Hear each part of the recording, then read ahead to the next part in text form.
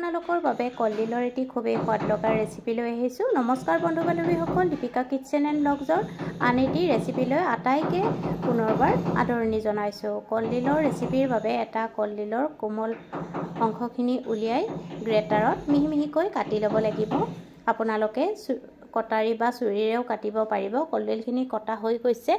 আনফালে আলু, পিঁয়াজ, জলকীয়া আৰু বিলাহী কাটি ল'ব। আদা, নহৰু, জলকীয়াখিনি খুন্দি ল'ব লাগিব। কেৰাহীত তেল গৰম হ'বলৈ দিব আৰু গৰম হ'লে তাত তেজপাত দুখিলা দি দিব, পাঁচফোৰণ দিব আৰু কাটি লোৱা পিঁয়াজ, জলকীয়াখিনি দি দিব লাগিব। একেলগতে বিলাহীখিনিও দি দিব। এতিয়া ভালকৈ ভাজি ল'ব লাগিব।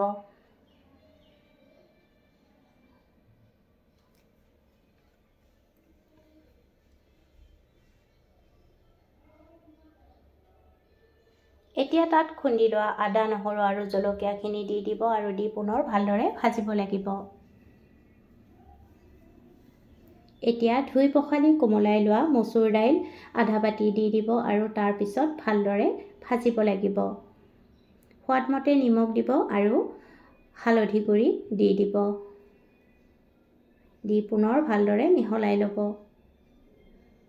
ৰেচিপিটো ভাল লাগিলে ভিডিঅ'টোত লাইক, কমেণ্ট, শ্বেয়াৰ আৰু দীপিকা কিটচেন এণ্ড ব্লগ চেনেলটো যদি এতিয়ালৈকে ছাবস্ক্ৰাইব কৰি ৰখা নাই, প্লিজ চেনেলটো ছাবস্ক্ৰাইব কৰি কাষত থকা বেল আইকনটো অন কৰি ৰাখিব। তেতিয়াহে মোৰ আহিবলগীয়া ভিডিঅ'ৰ নটিফিকেশ্যনবোৰ সৰ্বপ্ৰথমে পাব। এতিয়া কাটি লোৱা কলডিলখিনি দি ভালদৰে মিহলাই ল'ব।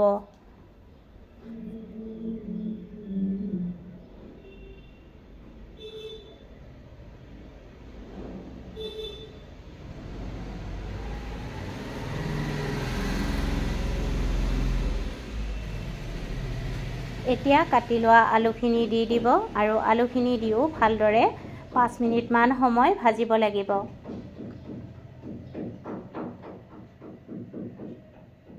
পাঁচ মিনিট ভজাৰ পিছত তাত জোখমতে গৰম পানী দি দিব আৰু গৰম পানীখিনি দিয়াৰ পিছত ভালদৰে মিহলাই ল'ব আৰু আলু আৰু দাইলখিনি সিজালৈকে উতলাব লাগিব।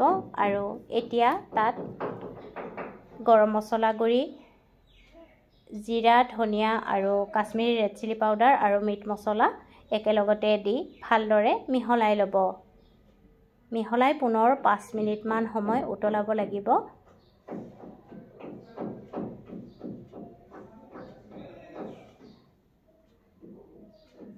আলু আৰু মচুৰ দাইলখিনি সিজি গ'লে গেছৰ জুই নুমুৱাই থ'ব।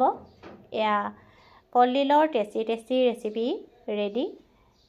নুমুৱাৰ আগে আগে তাত এচামুচ ঘিউ দি দিব আৰু ঘিউখিনি দি ভালদৰে মিহলাই ল'ব।